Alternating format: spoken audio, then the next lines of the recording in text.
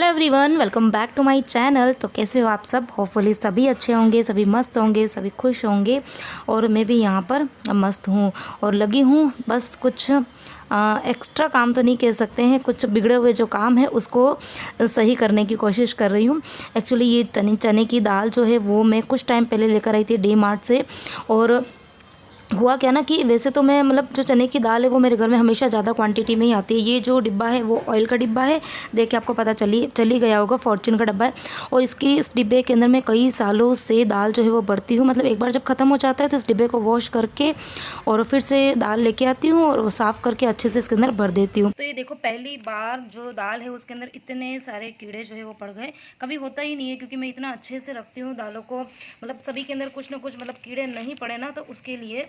लेकिन इस बार ये देखो कितनी सारी दाल जो है ना उनमें देखो होल कर दिए, तभी वो मैंने छान छान के अलग से निकाली। ये देखो तो हो जाता है। अच्छा, ये जो डिब्बा है ना इसी के अंदर ये तेल का ही डिब्बा है और कितने साल से मैं इसी वाले डिब्बे के अंदर दाल जो है वो भरती हूँ। इसके अंदर करीबन 15 किलो दाल जो है वो आ जाती है। और चने की दाल जो है वो घर के अंदर थोड़ी ज़्यादा ही चाहिए होती है, तो इसके लिए मैं इतनी दाल तो घर के अंदर हमेशा रखती हूँ और इसके अंदर ही रखती हूँ कितने ही साल हो गए। और ज़्यादा मुझे कुछ केयर करने की ज़रूरत भी नहीं पड़ती, पर कभी ऐसा नहीं हुआ कि इनमें कीड़े वगैरह पड़ जाए। लेकिन इस बार पता नहीं क्या हो गया है।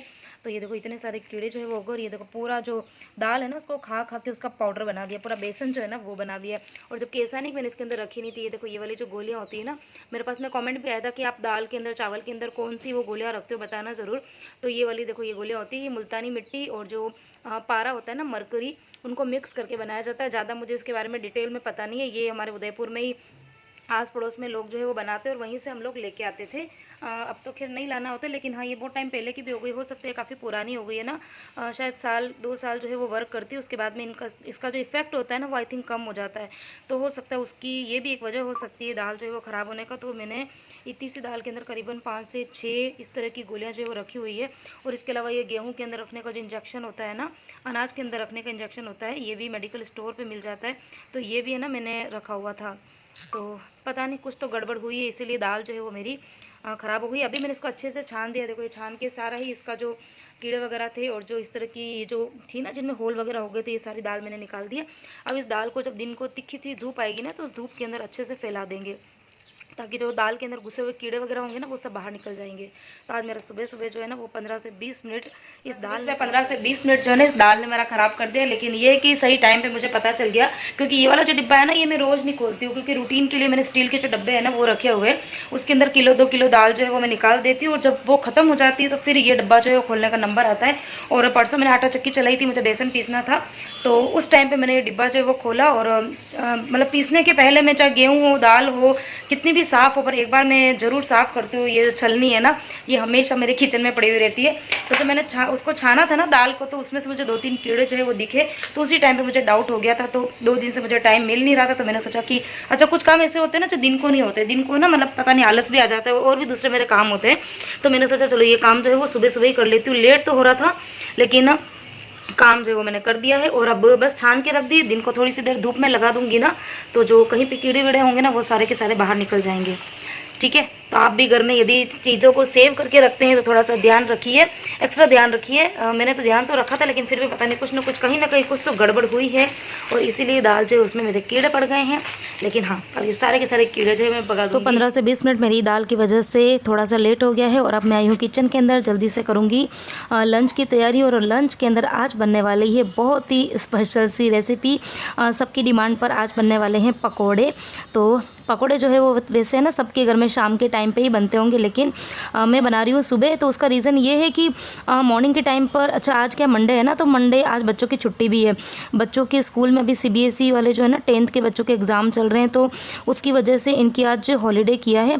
तो आज सब लोग घर पर ही हैं, तो मैंने सोचा कि चलो मॉर्निंग में ही पकौड़े बना लेते हैं। और शाम के टाइम पर क्या होता है ना कि सब अलग अलग टाइम पर खाना खाते हैं, तो इस तरह की चीज़ें जब साथ में बैठ के खाएँ ना तो उसका फिर मज़ा अलग ही आता है।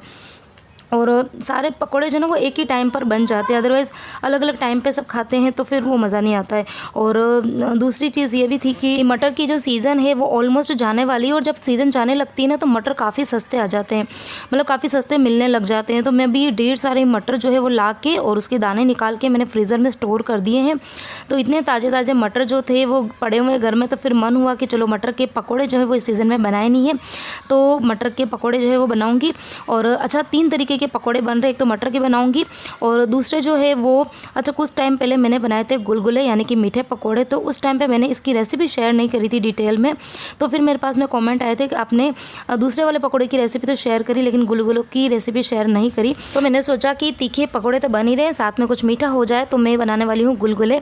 अच्छा कुछ टाइम पहले मैंने बनाए थे ये अपने गुलाब जामुन बनाए थे ना, तो गुलाब जामुन की बहुत सारी चाशनी बच गई थी, तो मैंने उस चाशनी का फिर बूरा बना दिया था, तो वो बूरा पड़ा था, तो आज मैंने सोचा कि उसी के ही मैं गुलगुले बनाऊंगी।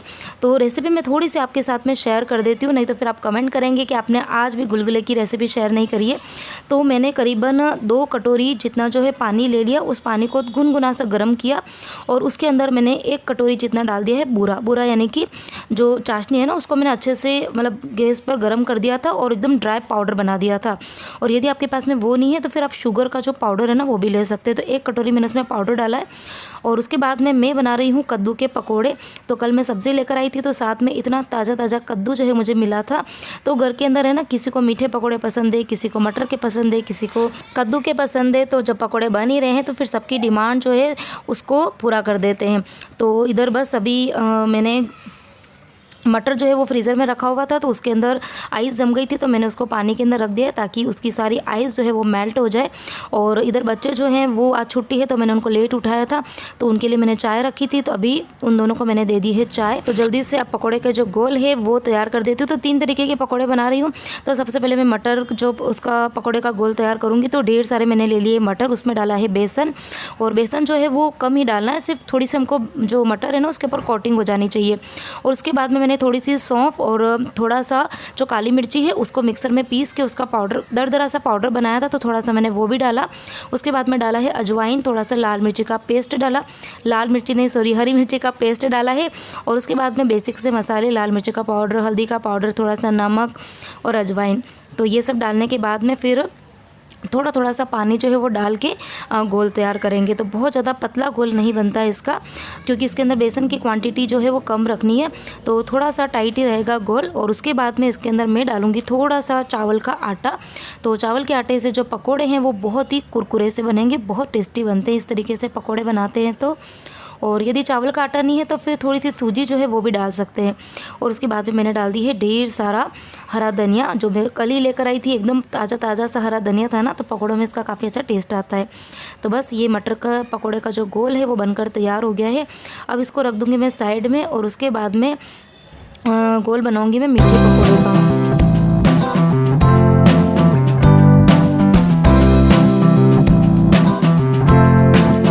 और अब तैयारी कर लेती हूँ मैं कद्दू के पकोड़े की। तो इसकी भी सेम ही है, मतलब जो जो चीज़ें मैंने डाली है मटर के पकोड़े में वही डालूंगी। बस इसके अंदर चावल के आटे की जगह मैंने डाली है थोड़ी सी सूजी, और फिर बाकी जो मसाले मैंने उसके अंदर डाले थे सेम टू सेम वही मसाले मैं इसके अंदर डाल दूँगी।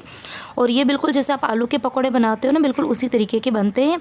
लेकिन हम लोग आलू नहीं खाते हैं, तो फिर हम उसकी जगह पर या तो कच्चे केले के बना देते हैं और या फिर कद्दू के बनाते हैं। और कद्दू के पकौड़े तो बहुत टेस्टी लगते हैं।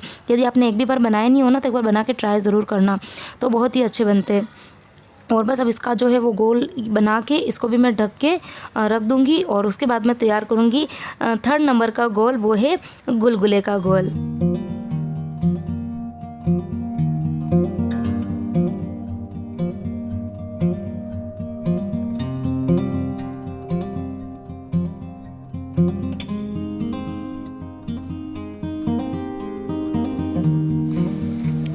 और अब कर लेते हैं गुलगुलों की तैयारी। तो अच्छा एक टिप्स आपको मैं देना चाहूँगी कि जब भी आप गुलगुले या मीठे पकौड़े बनाते हो ना, तो कभी भी ठंडे पानी में यदि आप शक्कर डालेंगे ना, या फिर शक्कर का जो पाउडर होता है वो भी डालेंगे, तो फिर गुलगुले इतने अच्छे नहीं बनेंगे। वो जो स्पंजी और अच्छे से जालीदार बनने चाहिए ना, वैसे नहीं बनेंगे। तो थोड़ा सा पहले पानी को गर्म कर ले, हल्का सा गुनगुना, और उसके बाद में फिर शुगर पाउडर डाल दें और उसके बाद में उसको अच्छे से हिला के ठंडा होने दें और उसके बाद में ही आटा मिलाना है। और सब कुछ डालने के बाद में जब अच्छा सा गोल तैयार हो गया, तो फिर मैंने इसके अंदर डाला है थोड़ा सा चाय का मसाला। और मतलब आप भी सोच रहे होंगे ना इसके अंदर चाय का मसाला क्यों डाल रही है श्रद्धा, तो बहुत अच्छा टेस्ट आता है, क्योंकि ये जो चाय का मसाला है वो घर का ही है। और इसके अंदर मैंने इलायची, काली मिर्ची, लौंग, सौंठ ये सब डाली है ना, तो बहुत अच्छा फ्लेवर आता है। अच्छा बहुत से लोग इसके अंदर दालचीनी का पाउडर, जायफल का पाउडर, जावित्री जायफल का, तो ये भी डालते हैं, तो उससे भी अच्छा टेस्ट आता है। लेकिन हमारे घर के अंदर तो ये वाला ही टेस्ट जो है वो पसंद किया जाता है, तो उसी हिसाब से मैंने बनाया है। तो तीनों प्रकार के गोल जो है वो बनकर तैयार हो गए हैं। और अब एक बार का हल्का फुल्का सा मैं जो स्लैब है उसको साफ़ सुथरा कर दूँगी। तो बस अभी कुछ देर पहले ही मैं आई थी मंदिर से और 10-15 मिनट आज बैठ गई थी, कुछ बातें कर रहे थे सब लोग, तो मैं भी बैठ गई साथ में। और अब अगेन आई हूँ किचन के अंदर और ऊपर मैंने कढ़ाई जो है वो रख दी है, तेल उसके अंदर रख दिया है और तेल गर्म हो रहा है। तब तक मैंने सोचा कि बर्तन बहुत सारे इकट्ठे हो गए थे, क्योंकि प्रिपरेशंस में तो लग ही जाते हैं बहुत सारे बर्तन, क्योंकि मिक्सर भी चलाई थी, मिक्सर के जार हो गए थे, मैंने चटनी भी बनाई। तो एक बार के बर्तन साफ़ कर दूँगी तो फिर बाद में बर्तन जो है वो कम होंगे, क्योंकि बाद के जो बर्तन है वो सारे ही तेल वाले होने वाले, चिकने चिकने से बर्तन होंगे, तो उनको फिर अलग से ही साफ़ करेंगे। तो इधर तेल जो है वो अच्छे से गर्म हो गया था। तो सबसे पहले मैं गुलगुले ही बना रही हूँ और इतने अच्छे बने थे ना, बहुत अच्छे, एकदम स्पंजी जालीदार से बने थे और हर एक गुलगुला जो है वो अच्छे से फूला फूला बना।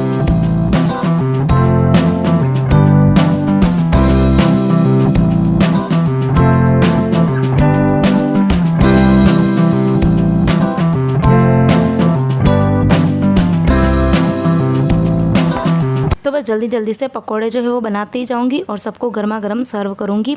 और मेरा नंबर तो खैर सबसे लास्ट में ही आता है और मेरे साथ तो पता क्या हो जाता है, इतने अच्छे से मन से मैं बनाती हूँ चीज़ें लेकिन फिर खा नहीं पाती हूँ, क्योंकि एक जना अगर बना रहा है तो फिर बाकी सब खाएंगे और मैं बना रही हूँ तो फिर मेरा साथ में खाना पॉसिबल नहीं हो पाता है। और ये चीज़ें ऐसी होती है ना जो गर्मा गर्म ही अच्छी लगती है, ऐसा नहीं कि सारे पकौड़े मैं एक साथ बना दूँ फिर सब जने साथ में बैठ के खाएँ, तो वो भी मज़ा नहीं आता है। तो फिर मैं तो पता है क्या करती हूँ कि थोड़ा बहुत जो गोल है ना वो रहने देती हूँ शाम के लिए, फिर शाम के टाइम पे मैं फिर है ना इंजॉय करके फिर खाती हूँ। और सुबह तो फिर इतनी थकान हो जाती है और इतना वो जो ऑयल होता है ना उसकी वजह से थोड़ा सा जी भी घबराने लग जाता है, तो फिर ज़्यादा मैं नहीं खा पाती हूँ, फिर मैं शाम को खाती हूँ अच्छे से।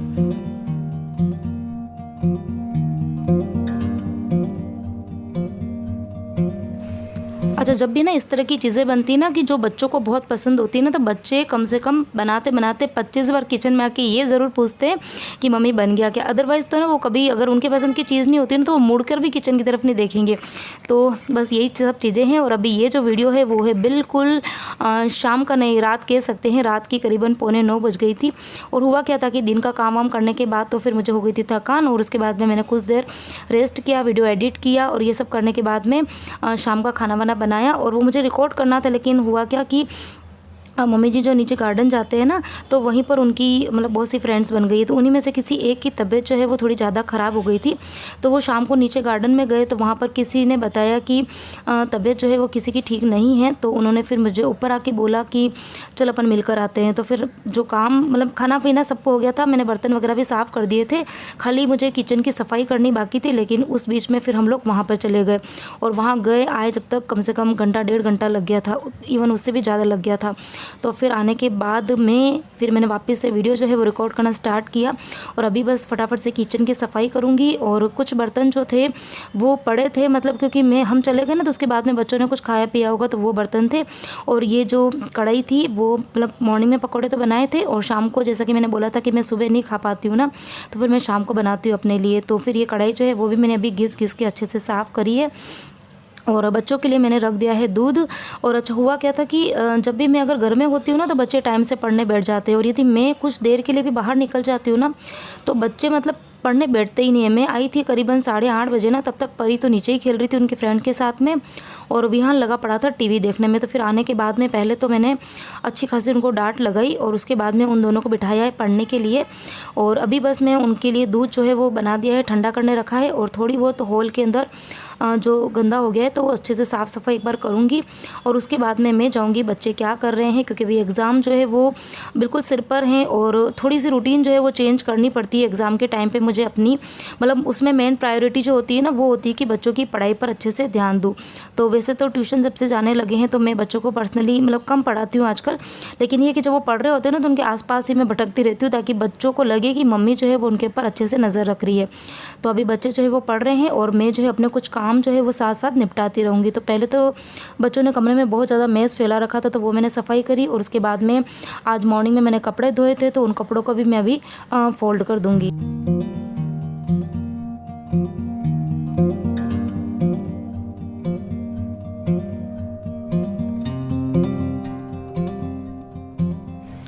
अच्छा, शाम को कुछ देर बाहर जाने से ना मेरे बहुत से काम जो है वो डिस्टर्ब हो गए थे। शाम को मुझे कुछ काम करने थे, मुझे मतलब आयरन भी करनी थी, वो भी मेरा काम रह गया था और इसके अलावा छोटे मोटे और भी मेरे काम करने थे, तो बहुत सारे काम जो है वो रह गए थे। लेकिन यही है कि कुछ एक्स्ट्रा मतलब कहीं आना जाना भी पड़ता है, क्योंकि फैमिली में है तो कभी कोई बीमार है या कभी किसी के घर जाना है या कभी अपने घर कोई आ गया है, तो ये सब चीज़ें जो है वो चलती रहती है। ये भी मतलब पार्ट है हमारी लाइफ का ही, तो ये भी ज़रूरी है। तो अभी बच्चों की पढ़ाई हो गई है, मैंने भी अपने सारे काम जो है वो निपटा दिए हैं और उसके बाद में अभी बच्चे जो है वो उन्होंने अपने अपने बिस्तर कर लिए और उसके बाद में वो चले गए थे दोनों सोने के लिए।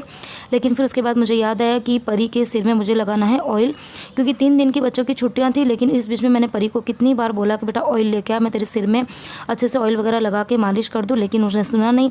और कल से फिर बच्चों का स्कूल स्टार्ट है, तो मॉर्निंग के टाइम पे ना वो उसका बहुत मूड ख़राब हो जाता है। अगर मैं उसके सिर में तेल लगाती हूँ या फिर बाल उसके खींचती हूँ ना, उसका भी मूड ख़राब होता है, मेरा भी मूड ख़राब होता है। तो ज़्यादा अच्छा है कि मैं अभी उसके सिर में अच्छे से ऑयल लगा दूँ। तो अभी भी उसका मुंह है ना, मतलब इतना मतलब वो गुस्से में है ना, इतनी ज़्यादा गुस्से में है ना, मतलब उसको तेल लगवाना ही नहीं है। लेकिन थोड़ी सी देर तो उसको गुस्सा रहा, लेकिन उसके बाद में फिर उसका मूड ठीक हो गया। तभी बस उसके बालों में अच्छे से चम्पी करूँगी और एक सिंगल मैंने उसकी पोनी जो है वो गुथ के बना दी है। और उसके बाद में बच्चे चले जाएंगे सोने को और मैं अभी जैन साहब शॉप से आए नहीं, उनका वेट करूँगी। और इसी के साथ में आज का जो ये वीडियो है वो भी मैं यहीं पे एंड करती हूँ। किसी भी पॉइंट पे यदि आपको मेरा वीडियो पसंद आया है तो प्लीज़ कमेंट ज़रूर करना और लाइक करना, और जितना हो सके आप मेरे वीडियो को शेयर कीजिए।